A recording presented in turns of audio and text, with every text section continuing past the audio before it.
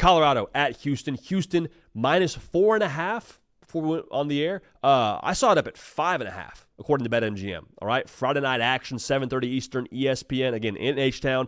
This game, usually we break it down with a certain format and say, here's the matchups, here's the things we're tracking, here's the super in-depth things to watch. There's a whole lot of unknowns in this game for me. Houston went 4-8 last year, got a 5-star quarterback, along with 30 other transfers, and they've beat Stephen F. Austin and Rice.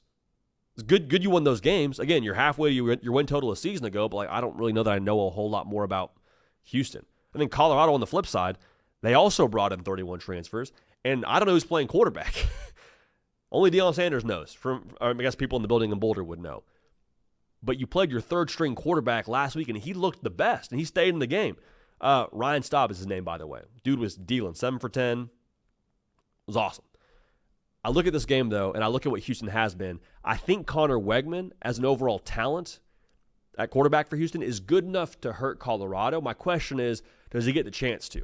Because the mismatch I see up front is the Houston offensive line versus that Colorado front seven. And Colorado has an aggression to them on the defensive side. I love the way they call that defense. A lot of pressures, a lot of different looks.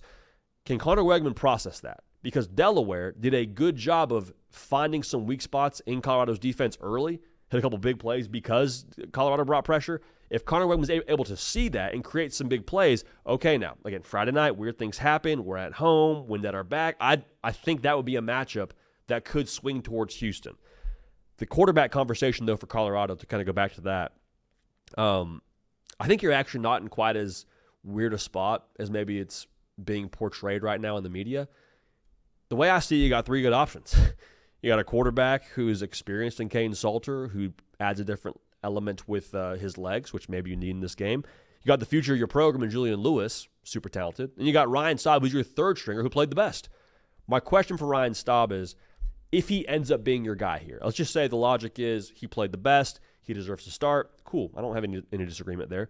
My question is, are you able to handle everything that comes with being the starting quarterback after you were just number 3 on the depth chart? Because it's very different from going to you're the guy first snap versus, hey, you're in. And I think Ryan Staub probably had a good indication that he was going to play in this game, but being put into the game as it's already going versus you're starting the game and we're game planning with you and all those things, that's a little bit different. And also, I respect the heck out of Delaware and the Fighting Blue Hens, but they just moved up to FBS. And I don't think Houston's like a world beater, but they'll have more talent than Delaware. So how do you handle all that? How do you process all that? That still remains to be seen. But here's what my eyes say. Early in the year, couple of games in, here's what my eyes say. Watching Houston, I see a roster mismatch talent-wise with what Colorado has. I think Colorado has more talent.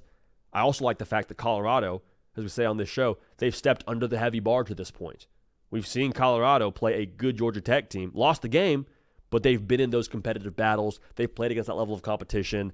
I think that's going to help them in this spot when they play a lesser talented team in a Houston than what they had against Georgia Tech.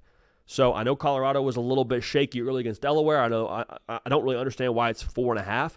I think the take there is if you're Vegas, you're like, we know who's playing quarterback. Looked bad against Delaware early. We'll roll with the home team Houston on a Friday night. I'm not buying it. I'm taking Colorado to win the game. So forget your points. We'll take Colorado 27-21 in Houston. And I don't know who's playing quarterback, quite frankly. I don't care. I think the roster's better, and I think that they are ultimately overwhelming when you talk about what Houston has on that roster out there in H-Town.